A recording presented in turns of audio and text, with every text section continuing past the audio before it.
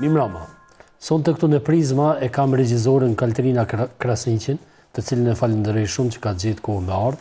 Me Kaltrinën do të flasim për kinemon, për filmin, po do të kontekstualizojmë edhe në realitetin sociopolitik në Kosovë për gjatë viteve ose dekadave të fundit.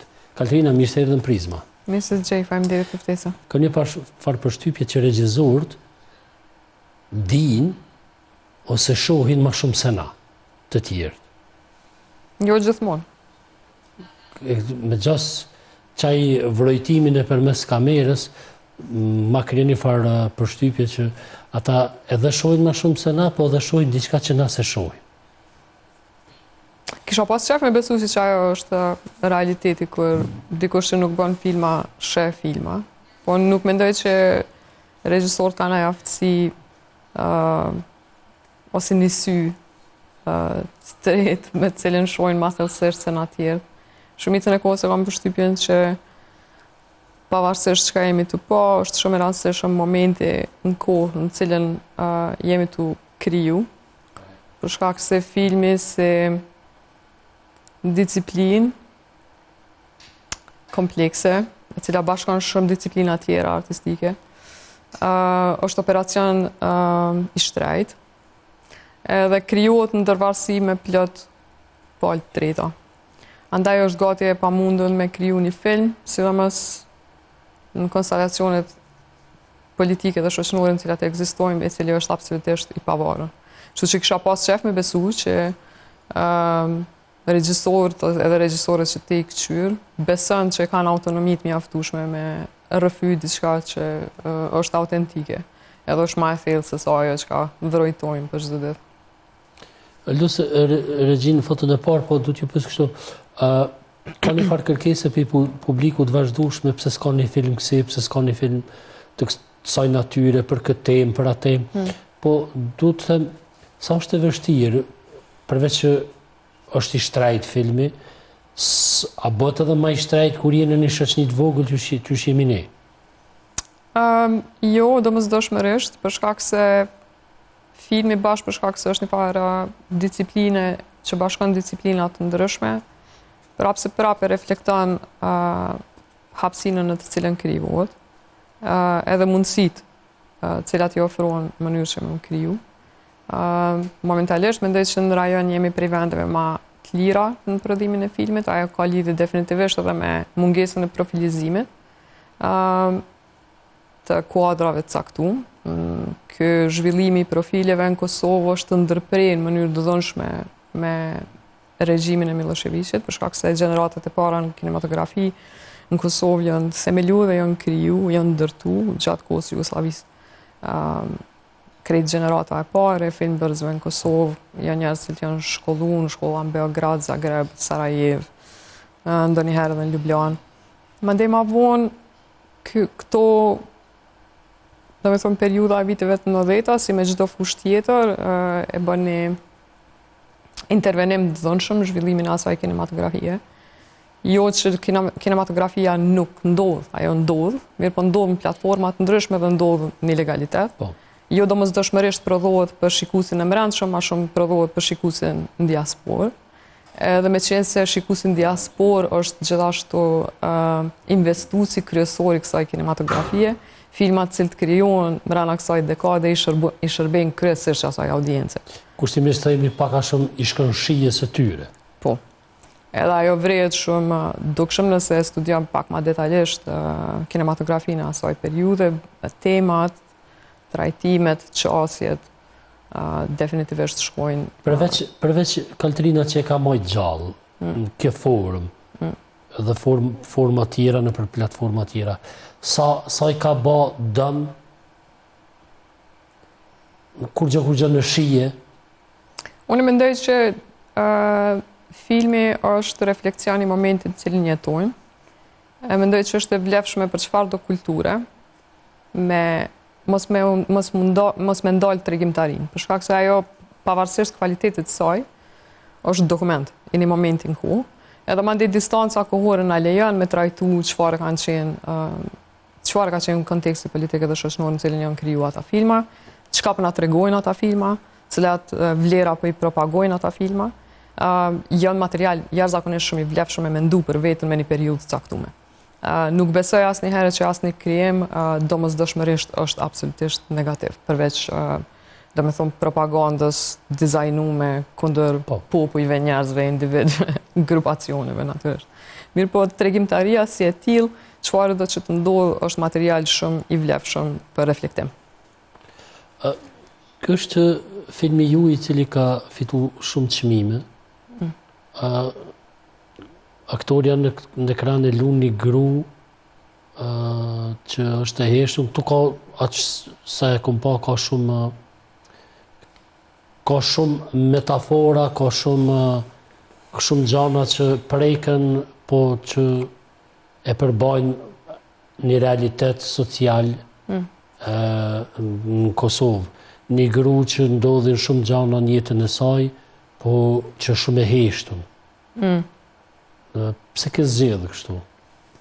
Në princip kjo nuk ka qenë zgjedhja jamja e parë. Çka ka ndodhur është që skenarisja Dorontina Basha, e cila është shoqja jamja feminist, me një moment caktuar gjatë vitit 2014, unë si kisha pa për një dekadë gati. Ajo ma ofroi me lexuar një draft shumë të hershëm të Vera Androndetin. E pari sen që ndodhi kur e mora materialin, ke që u blokova pak në titull, në fakt u mallënxheva shumë prej titullit, për shkak se nuk e kuptova me njëherë që Vera është karakter. Titulli thoj ke Vera, ndron detin, edhe për mu ishe... Lidhet aty me stinën, jo se... U lidh ke me stinën edhe me qenë se jemi një vend kontinental, edhe detin e shohim ekskluzivisht në stinën në të cilën njerëzit e shohin, në Verë. Ideja që deti ka nostalgji për... që Vera ka nostalgji për detin është një farë kthesë shumë interesante poetike. Si do të qoftë, ajo është shumë naive prej anës teme, për shkak se dhe nana eme quhet Vera, ideja që s'm ka rënë mend që mundet me qenë karakteri është pak e çuditshme. E lexova skenarin edhe u shokova shumë me faktin që krye personazhi ishte një gru në vitet e 60-ta. Jo në periudhën e viteve 60-ta, pa jo i kishte vetë 60 vjetë. Ishte dikun rreth 60 vjeçar. Edhe nuk më kujtoj që e kisha pa një film, ose kisha lexuar një libër të mirë, ose kisha pa një shfaqje ku një gru e kësaj gjenerate ishte qendër e tregimit. Edhe jashtëzakonisht shumë intrigoj për shkak se fakti që kisha ajo 60 vjet më lejoi që me të penetruar në periudha edhe kulturore dhe politike të vendit prej kajt vi, përmes vetë këtij personazhi. Mandej ajo kanë kalu disa vjet, rreth 7, të më thonë ka marrë shumë kohë me bë këtë film. Për shkak se nuk është shumë e popularizuar ideja e krijimit të filmave të kësaj natyre, sidomos jo me një gru të kësaj moshe në qendër tregimit. Edhe ambientin në vetveti, jo vetëm në Kosovë, po edhe ndërkombëtar nuk ka qenë shumë inkurajues, për shkak se kinematografia si e tillë është vazhdon me qenë jashtëzakonisht shumë art konservativ. I vjen shumë kohë me i ndru paternat e veta edhe me i shqyrtu mënyrat që i trajton njerëzit në ekran. Kjo nuk është specifike për anën tonë të botës, po është në princip fenomen global.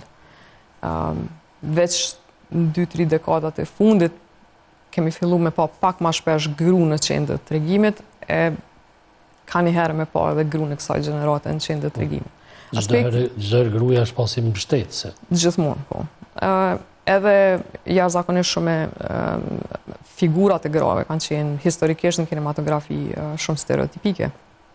Të patrajtuar mjaftueshëm edhe të ngarkuar veç me do ideja që burrat i kanë raport me gratë. Për shkak se gjithmonë burrat kanë qenë qendër e tregimit. E kjo nuk ndodh vetëm kinematografi, po vjen prej mënyrës qyshe kemi analizu botën, qyshe kemi kriju letërsinë, çfarë influencat letërsisë i kemi marrë për bazë të tjera. Aspekti tjetër i cili ka qenë shumë i rëndësishëm raport me rrëfimin e Verës është prona. Edhe kjo në farë nivelin prek edhe nivel në aspekt personal. Unë kam lind vitin 1989, prente mi janë ndo tikun mes viteve të 80 dhe nuk ka qenë shumë vendim i popularizuar ndomja në atë periudhë. Edhe nana jeme është një gru, është linguiste, të jetën e vetë është marrë me gjuhësi. Do me thonë është një grua që ka qenë e shkolluar, kështu që ka vendosur mas asaj ndarmje më marrë dhe me pasunin familjare, për shkak se i ka pas 2 vajza, mu dhe motrën, edhe vllahun. Dhe e ka pas rëndësishme që na me pas një lloj pavarësie ekonomike. Sido që të jetë pavarësisht luftës saj, rreth 4 vjet i ka kaluar nëpër gjykata dhe nuk pavarësisht që ka pas drejtën ligjore për pronë, për shkak se gratë në Jugosllavi drejtën për në votë edhe në pronësi e marrin me njëherë mas luftës 2 botnore. Do me thonë legjislacioni ka ekzistuar, mirë, por nuk ka ekzistuar mbështetja institucionale, për shkak se ka qenë rregullimi institucional ka qenë shumë patrilineal. Edhe si rezultat ajo është dashur me ardhur në një moment në jetën e saj me vendosur nëse ka me investu në realizimin e kësaj drejtje apo në shkollimin tonë. E tash duhet me pas parasysh edhe momentin historik, për shkak se ka ndodhur vitin 1989, në shtetin në cilën unë kam lind Jugosllavia është shpërbo. Edhe kemi hyrë në dekadën në viteve 90, kështu që preokupimi esencial i nanës teme, si një nanë vetë ushqyse ka qenë me mbijetu në atë dekadë. Ky moment në jetën teme, në momentin kur ka ndodhur nuk ka qenë ndoshta ngjarja më prevalente se kanë qenë të ndodhë plot sene tjera. Mirë po ma vonë në jetë kam vrejtë se çfarë efekti esencialisht ka pas qaj dekurajim sistematik që ka ndodhur në anës teme në arritjen e drejtës saj për pronësi. Për shkak se pavarësia ekonomike i lejon njerëzit me riimagjinu vetëm. Edhe pavarësia ekonomike i lejon njerëzit me rigjet mënyra tjetesës. Ta zgjenën horizontin e ëndrave. Absolutisht. Kurgjë. Absolutisht. Mirë po, ka ndodhur edhe çaj fatin në fatkeqësi, me thonë, se vitet e 90-a mandej e kanë shkatruar ekonomikisht krejt Kosovën, kështu që unë vitet e 90-a nuk i marr mend si një periudhë ku na kemi qenë të varfën, për dallim prej njerëzve të tjerë, sepse këtë njerëzit që kemi pas për rreth kanë qenë të varfën. Unë jam rritur në Prishtinë, kam shku në shkollat Prishtinës, kam jetu në qendër të Prishtinës, krejt shokët edhe shoqet e mia në mënyrës tjetër kanë qenë të e përjetuar një farë krize ekonomike, për shkak se krejt njerëzit që kam pas për rreth, kam pas prind në sektor punëtor në sektorin publik, edhe ata kanë qenë përjashtuar prej punës. Kështu që ai destabilizimi ekonomik është ndije shumë thellësisht. Mirë po varfënia nuk ka qenë temë, për shkak se ja pat mujt më duket mbijetesa. E vërtet, edhe në anën tjetër, me qenë se nuk ka qenë shumë këndshme me qenë më në pjesën e hapësinave publike, sepse hapësinat publike kanë qenë shumë të dhënshme. E marr mend shumë qartë që krejt njerëzit e rritën që na kanë rrethu. Unë nuk kam pas shumë njerëz të rritur, kam pas nanën dhe kam pas tezën edhe familjen e saj, njerëzit e vetëm që i kemi pasur në qytet, edhe vllahun. Patëm fillu me shpik edhe me saju mënyra qysh na me qëndru ma shumë shpe. Kështu që çka na bëjshim shumicën e kohës është këshyshim filma edhe lexojshim libra. Jo qas shumë në gjuhën shqipe, për shkak se jo qas shumë në gjuhën shqipe ishe përkthyme, ose jo që ajo që ka na interesoj ke mas shumë të në gjuhën shqipe ishe përkthyme. Kështu që u pat bart krejt ai lexim në 2 gjuhë tjera, pra paradoksi kohës në gjuhën serbe dhe në gjuhën angleze. Edhe tash e kisha përshtypjen që kjo vera në këtë film, që s'është nana jeme, edhe nuk e kish temperamentin absolutisht nanës teme, ma krijoj një farë hapësine me akomodu disa lloj realitete të grave në çët pjesë të botës. Mirë po sa ma shumë që u thellojsha, e kuptojsha që faktikisht realiteti i grave në çët pjesë të botës nuk është absolutisht autentik, sepse nëse bojmë hulumtime krejtësisht bazike, gratë është një hulumtim për shembull, i cili është bën vitin 2004 prej Oxfamit. Është vetëm në kuadër që ati hulumtimi thuhet që është vetëm 8% e pasunisë në planet që u takon grave. Kështu që ai disbalans ekonomik përkthehet kulturalisht ndryshe. I kemi në arsyet tona kulturore që përkthejmë dhe që prezantojmë dhe që mirëmbajmë. për dallim prej një gruaje në Suedi. Mirë po, rezultati në fund është i njëjti, është pabarazi ekonomike. Kështu që ato kanë qenë dy aspekte esenciale që ato kanë shty me punu filmin tem të parë të metrazh gjatë, unë deri atëherë kam punu filma të shkurt, edhe filma të gjatë dokumentar, e ky kam qenë të prit për një rrëfim i cili ka me ma mbajt edhe mirë mbajt vëmendjen edhe kurreshtin, për shkak se kur bën film gjatë, ti para përgatitësh që kemi kalu disa vjet në atë projekt, edhe ai projekt duhet në vazhdimsi me të interesu. Edhe kam qenë e sigurt që kjo temë dhe që kjo gru ka me më interesu për një kohë shumë gjatë. Shumica prej nesh jemi, dikush është fëmijë viteve të 90-ta, dikush është teenageri viteve të 90-ta, dikush është burr gruaj viteve të 90-ta. Në një farë forme këto vite na kanë formësu shumë prej neve, edhe ai që është dukës, është burr ose gru e rritur e formësuar në këto vite, pse na kanë rikthyer në një gjendje që nuk e kemi paramenduar, domethënë në një shtëpi ta zon ku burrat kanë dalë, kanë shkuar në për puna të ndryshme të shtetit që kanë qenë, në një moment caktuar mbesin këtë shtëpia, domethënë edhe rutina fillon në një formë këtë tjetër. Çfarë do të besosh kjo? Sa që to vite që duket se janë të patrajtuara këtu tani, sa që to vite kanë formësu njerin e Kosovës, i kanë lënë gjurmë njerit Kosovës ku edhe sot e kësaj dite ja vrej. Është naivitet me mendu që një dekade tonë si vitet e 90-ta nuk ka pas impakt të thellë në zhvillimet, jo vetëm kulturore, për të përgjithshme të shoqërisë. Mendoj që në këtë dekadën e fundit jemi të e bën një punë të vyshme në mënyrë shumë të pamvarëm, për një punë të vyshme në dokumentimin e dekadës. Edhe kjo kryesisht po vjen për një gjenerate e cila nuk e ka jetu qatë dekadë, edhe kjo mu më bën të lumtën. Për shkak se na që e kemi jetu atë dekadë, e kemi të ngjyrosur me përjetime. Ata e matë pandikum. Eksakt. Ata e matë pandikum edhe ka një farë distance e cila është e shëndetshme kur trajtohen dekadat të tilla. Për mu, aspekti ma i dhemshëm dhe ma të rëndetës në raport me vitet e 90-ta është fakti që është dekade pa dokumentume. Tash për shembull, kur kalojnë në për albumet e mia familjare, mas pak të fotografi ka në vitet e 90-ta. Edhe e bëjsha një ditë që muhabet me nanën teme dhe që është pse jemi që ka është pak dokumentu vitet e 90-ta.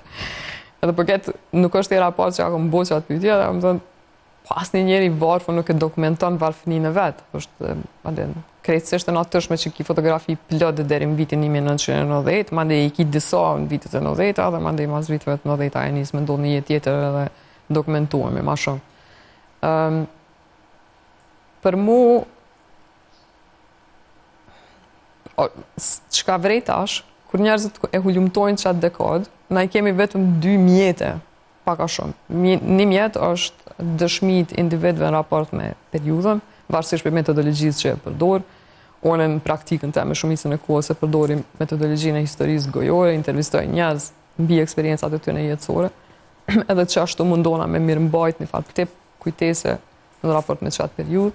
Mandej, fotografi ose video materiale, cilat janë VHS, e VHS se format vdes shumë shpejt, cilat dikush me një moment ndoshta ka pas kohën edhe durimin me digitalizu. E tash njerëzit e rëndësishme dhe figurat e rëndësishme të asaj periudhe, në princip shumica për të në mund nuk janë gjallë. Kështu që kemi shumë pak materialet prekshme, në mënyrë që me fol, me studiu, jo me fol, po me studiu thellësisht ndikimin e qasaj periude. Na qysh flasim për atë periudhë, hala flasim prej perspektivës të viktimës, e cila në kurva niveli nuk arri me procesu asnjë aspekt qasaj jete të mbyllën, të getoizume qasaj dekade. E tash këtu janë 2 momente të rëndësishme, mas pari pak mja nisë mu distancu prej pozitës viktimës, për shkak se ajo nuk është të shëndetshme as as mentalisht, po as për mirëmbajtjen e kur farë lloj kujtese në raport me veten edhe shoqërinë. Tjetri është me e institucionalizu dokumentimin. Nëse baza e dokumentimit në raport me vitet e 90 mvaret prej arkivave private edhe individëve, kjo iniciativë është dashur me qenë institucionale shtetënore. Sepse mirëmbajtjen e asaj e kujtesës, asaj dekade, nuk kanë me mujt për gjithmonë me majt individët. Kur fillojmë me qenë pak ma të zellshëm e ma të vyshëm institucionalisht, në këtë aspekt, mendoj që kemi me mujt me folë ma sinqert në raport me atë dekadë. Po, dhe me dekadat para asaj.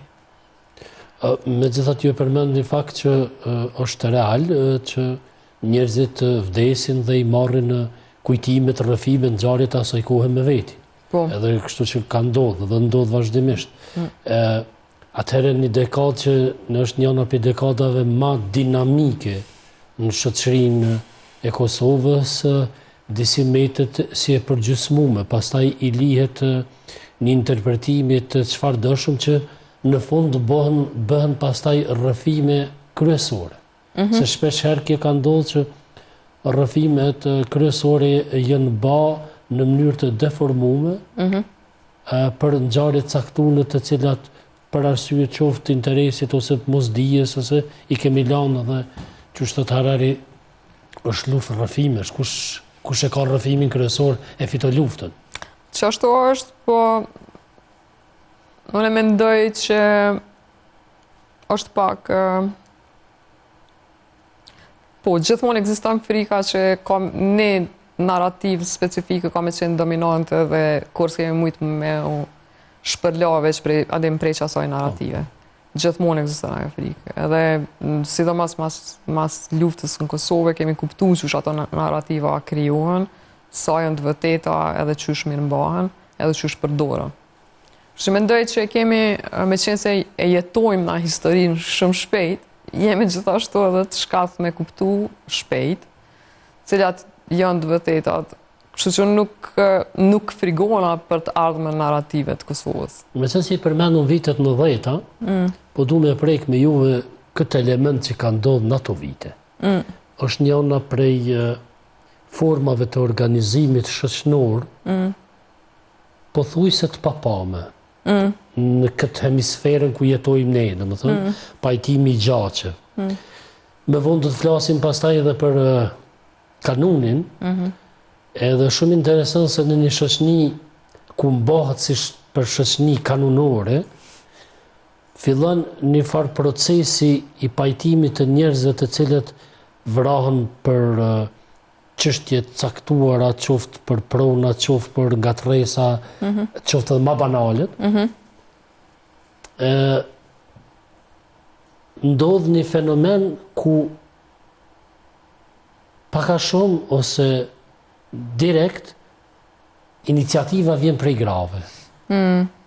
Domethënë e ka shpjegu më herët edhe të oral history edhe të në intervista tjera Hava Shala që e kam dëgju, domethënë qysh ka qenë ky proces, qysh dy gra, Hava Shala dhe Mirveti Dresha i kanë vendos, e kanë nis këtë farë motori që ishte shumë interesant, po që rezultoi edhe jashtëzakonisht pozitiv për shkak se neve që futeshim në luftë dhe me gjitha ato ngatresat të futeshim në një luftë ishte një luftë e dyfisht pastaj për ne. Për mua është shumë bëgzona që ke pëndon qëtë fotografi specifike se për mua nëse ka një moment që gjithmonë mundet me emocionu në nivelin e njëjtë, pa përjashtim, është iniciativa e pajtimit gjaqeve. Edhe po e vërtet është zemra e pajtimit gjaqeve kanë qenë gratë. Edhe rrëfimi janis me Hava Shalën dhe Mirveti Dreshaj, cilat kanë qenë të burgosuna politike. Ato dalin prej burgut, fillojnë demonstratat në Kosovë, jemi të folë për fundin e viteve 80, edhe sistematikisht në për demonstrata vritën njerëz. Pushteti dhe propaganda krejt kohën fillon me përpunu edhe riproduku një narrativ që njerëzit cilë po vritën në këto demonstrata janë të vra për shkak të... Se janë hasmëri me njërin tjetër. Janë hasmëri me njërin tjetër, eksakt. Edhe njerëzit që kanë qenë pjesë e këtyre organizimeve kanë qenë shumë të vetëdijshëm që nuk është të ndodhë hasmëria. Po. Po që njerëzit janë të vra prej policisë sekrete, cila gjithmonë në qatë mënyrë ka vra dhe ka inicu demonstratat të mëdhaja edhe kaos. Edhe ato kanë qenë të vetëdijshme që nëse ekziston një moment kur mundet me inicu një lëvizje mbar kombëtare për pajtim, ky ka me qenë momenti. Edhe kam pas drejt. Sepse është viti 1989, fillon shpërbamja agresive e Jugosllavisë, pakisa më e madhe në Jugosllavi, shqiptarët janë më të rrezikum të kuadrit të këtij atij konstelacioni. A mos një konstelacion i madh global që ndodh. Eksakt. Është edhe rrëmja e murit Berlinit, domethënë është një moment shumë i madh edhe i rëndësishëm global, mirë po edhe internal për Jugosllavinë. Para shumë më duket që një grup i vogël diku në një cep të botës të harrum e shohin këtë farë prishje të madhe dhe fillojnë me këqyr ku po jesim. Fillojnë faktikisht me intervenu me një efikasitet cilin na nuk e shohim sot në kurfar rrafshin jetë. Intervenimin tyne është qaq efikas edhe qaq mirë i mendum sa që është krejtësisht inspirativ për mua dhe sot. Që ato dy gra shkojnë të profesorat e tyne, në këtë rast e zotni Anton Qeta, këto është edhe Cana, pësha? Zekria Cana. Zotni Zekria Cana. Edhe ju tregojnë për planin e tyne edhe profesorat vendosin me u bashkangjitë. Se bashkangjitën ata është shumë e rëndësi, për shkak se ata janë burra, e din që këto janë dy qika me plot shoqe dhe shokë dhe janë shumë të ri, në për dhomat në të cilat këta kanë me hy me negociu janë dhoma ekskluzivisht të burrave. Edhe këta vendosin me qenë garancian i hymjes në për qato dhoma. Edhe në historinë e Kosovës, konsiderohet hera e parë që në qatë mënyrë publike hapët dera për gra në kuadrë që aty në dhomave. Edhe qysh mos mu fascinu.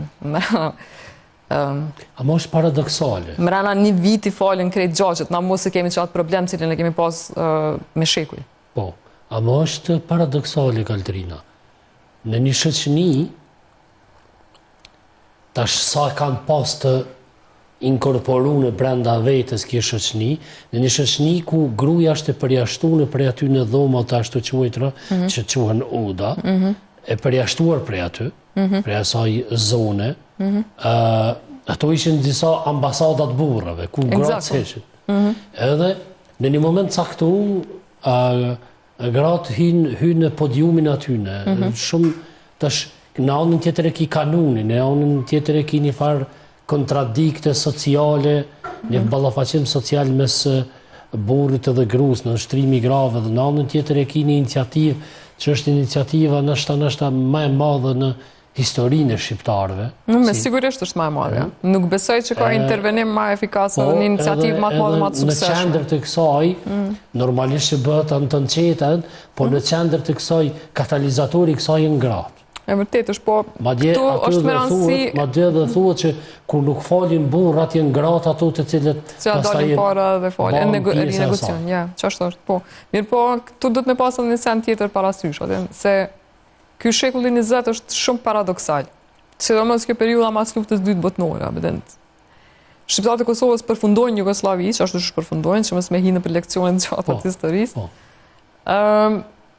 Mirë po aty, tash Jugoslavia i ka planet e veta, në kuadrës aty në planeve e ka edhe emancipimin e grave.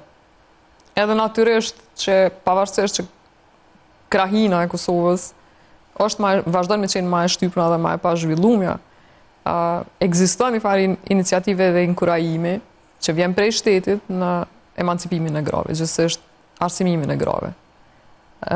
Edhe këto gjenerata prekën prej që ati ka njëherë dhe emancipimit detyrum të shtetit. Po.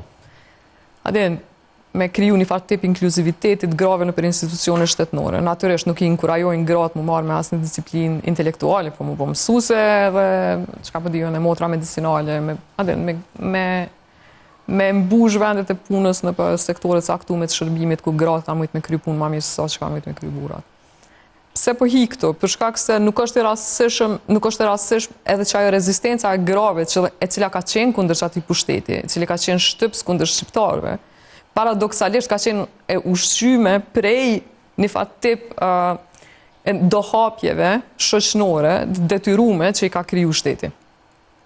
Kështu që për moshatarët e Havës edhe Mirvetës, cilët kanë qenë burg bashk, burrat, nuk ka qenë e çuditshme që ka gratë. As për profesorat e tyre nuk ka qenë e çuditshme që ka gra. Mirë po që buan ato katalizator, po. Po dhe?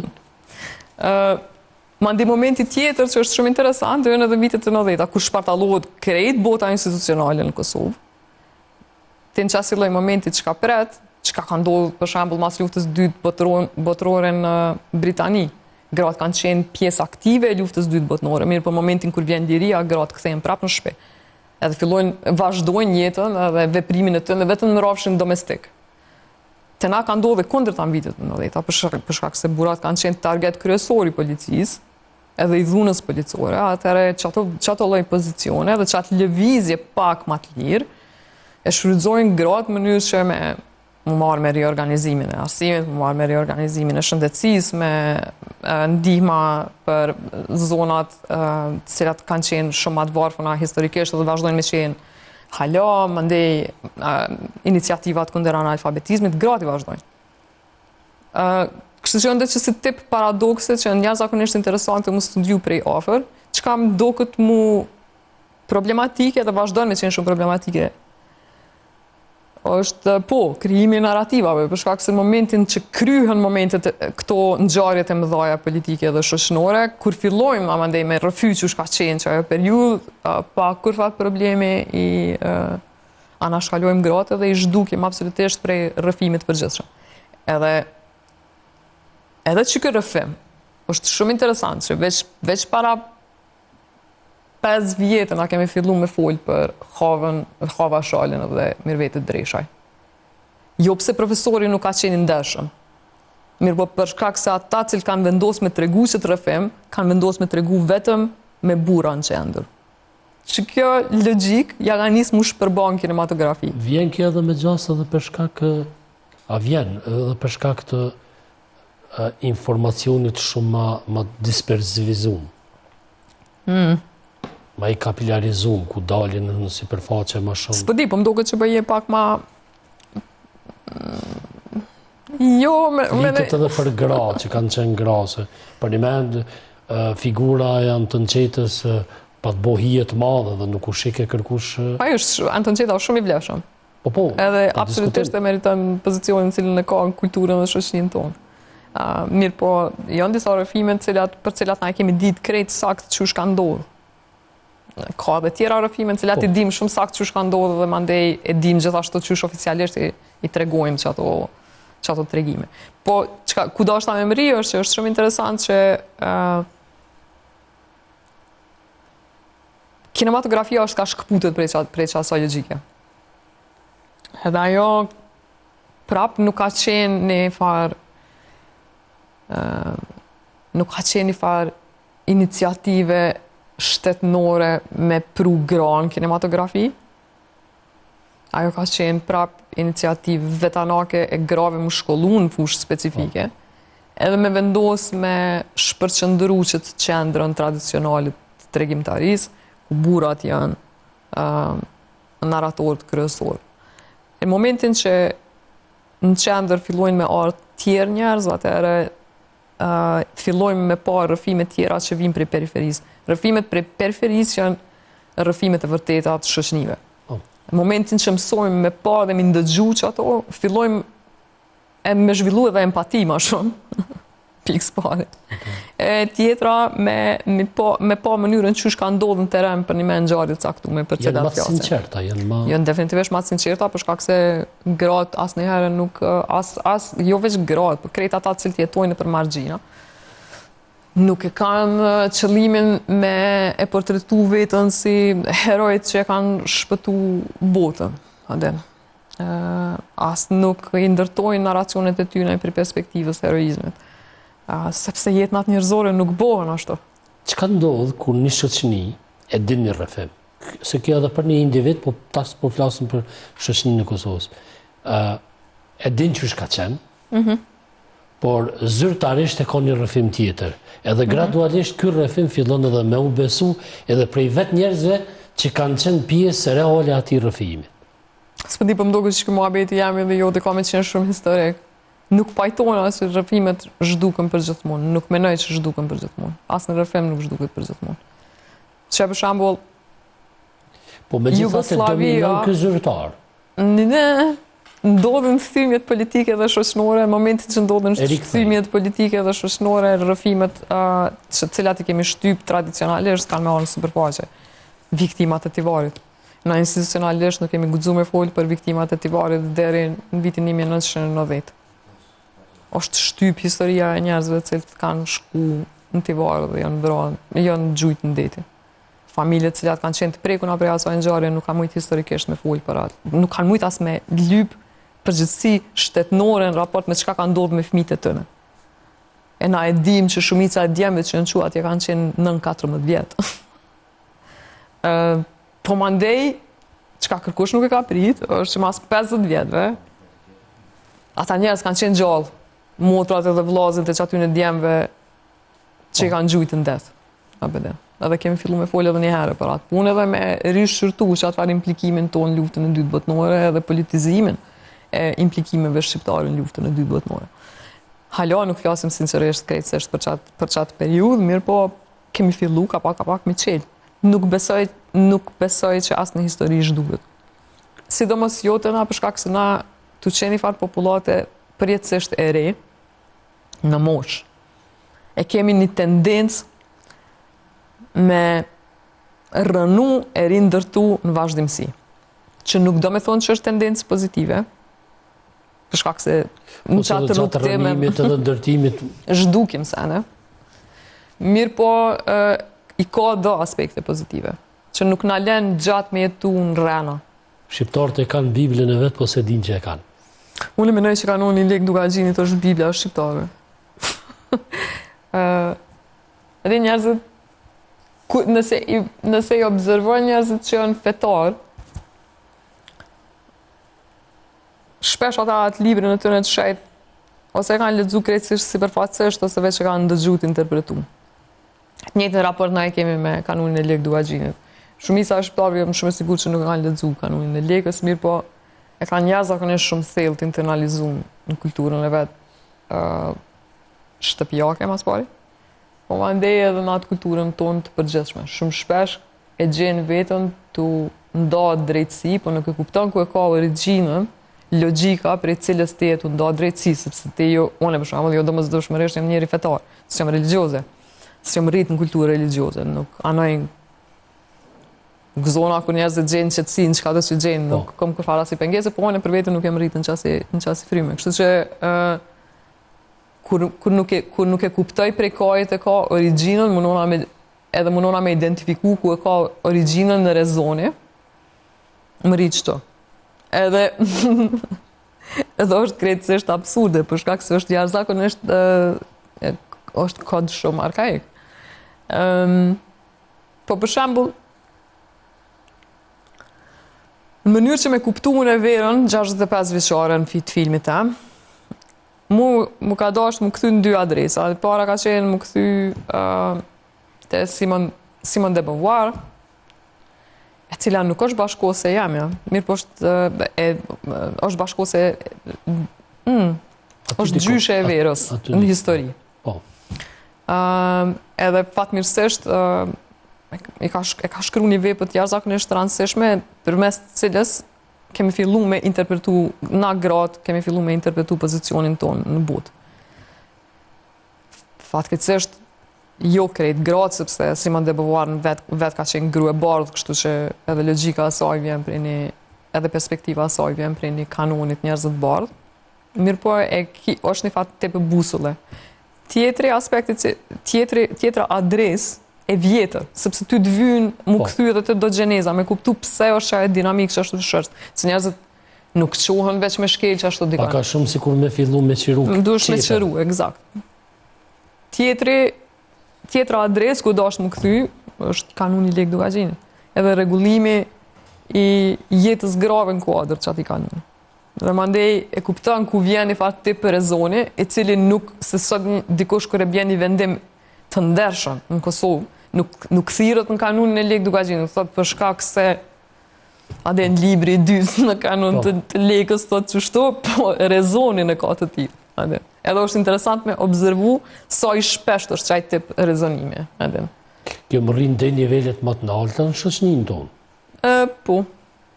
Po më rrinë edhe Biblia kjo për një me që është në nivele shumë të larta shoqërore në Amerikë për shembull. Sa e ka formësu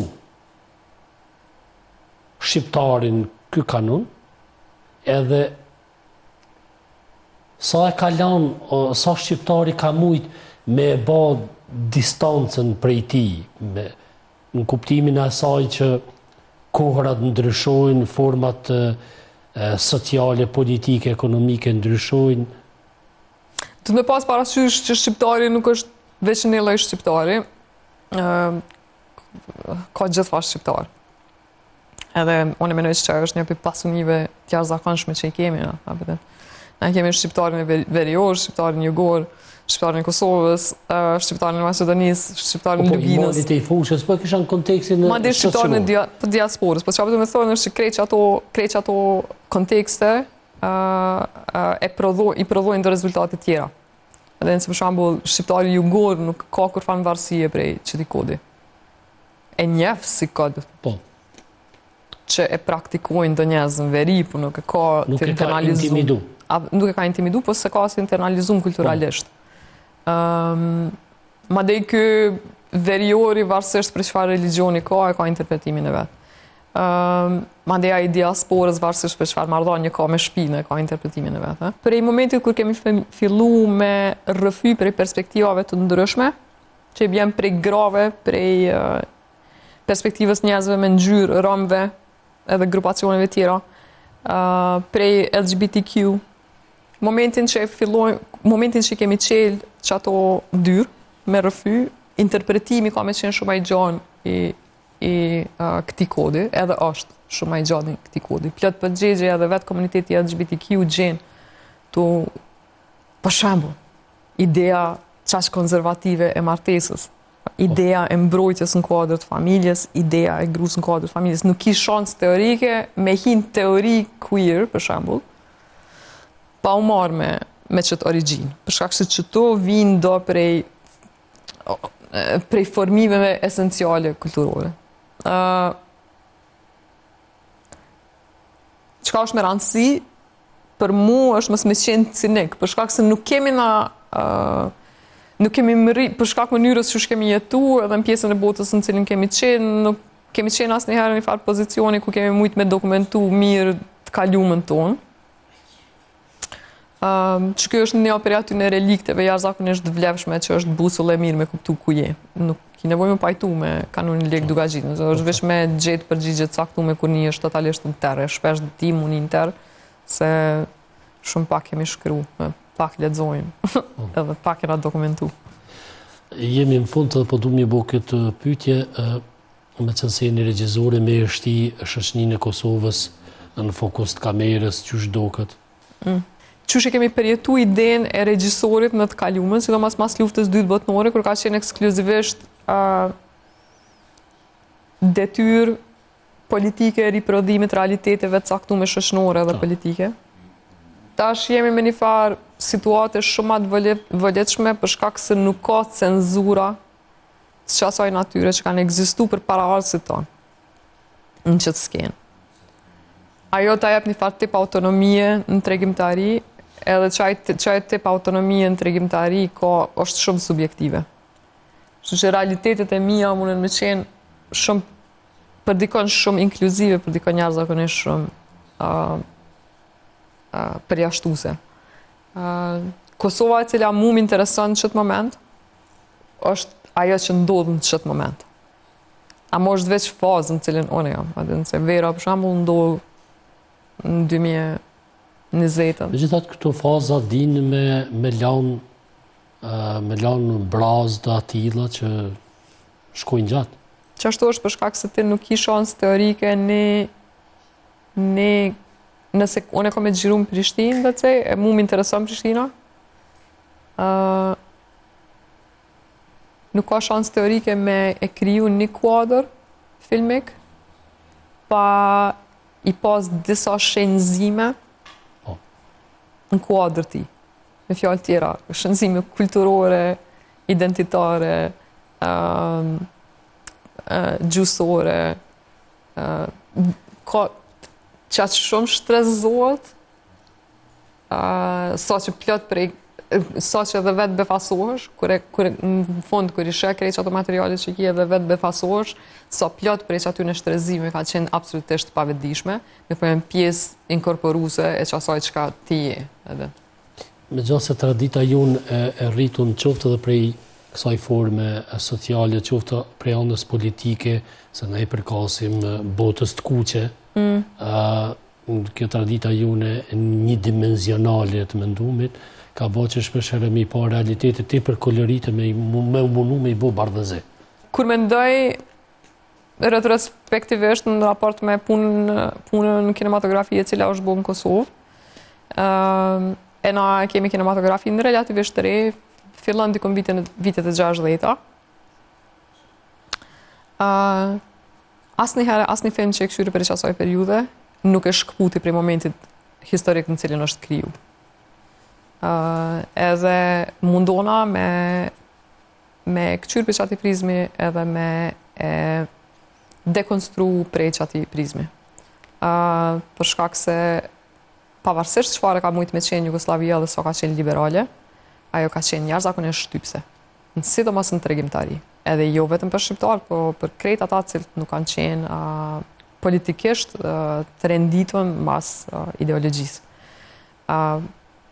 Kështu që kur i këqyrim ata filma, ishëm dasht me i këqyr me një farë zemër gjanësie. Po, dhe me po në kontekst. Amo me pas një zemër gjanësi. Sepse është shumë letë, shumë është letë mi gjyku. Po.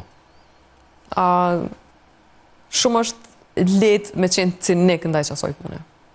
Unë nuk e hitë se preferoj që atë pozicion, për mu ajo është material, dokumentus, shumë i vlefshëm, e cili është tepër i rëndësishëm, në mënyrë që me kuptu prej kajt vim, ku është origjina e tregimtarisë tonë, cilat janë influencat e qasaj tregimtarie, edhe me kuptu që ajo nuk vjen vetëm prej filmit, pa ka rrjedh prej një letërsie e cila ka qenë mja shumë e shtypun, edhe mandej që ajo letërsi shumë e shtypun është transmetu në film. Sot ishëm dash qato materiale, qato filma mi përjetu si materialet dokumentare, të një momenti kur një popull që ka jetu me një konstelacion të caktum, në cilën korniz ka mujt me folë. Katerina, është kënaqësi me folë me ty, me diskutu. Faleminderit edhe me ty. Dhe kështu që do ta rezervoj që tani një intervistë të radhës në tarmen, për shkak se mënyra se qyshi sheh dhe i gjykon ngjarjet më pëlqen. Në anën tjetër thatë që ka me dalë intervistë shumë historike, po... Ma shumë kemi folë për historisë, sa që kemi folë për kinematografi, po ato nuk e di që është mujnë mundanje në apetitër. Nuk e kemi një problem që të dy këtu, për shkak se të dy jemi pjesë një historie shumë të re që ka ndodhur. Qashtu është. Edhe është shumë probleme i kësaj. Faleminderit shumë. Shumë faleminderit.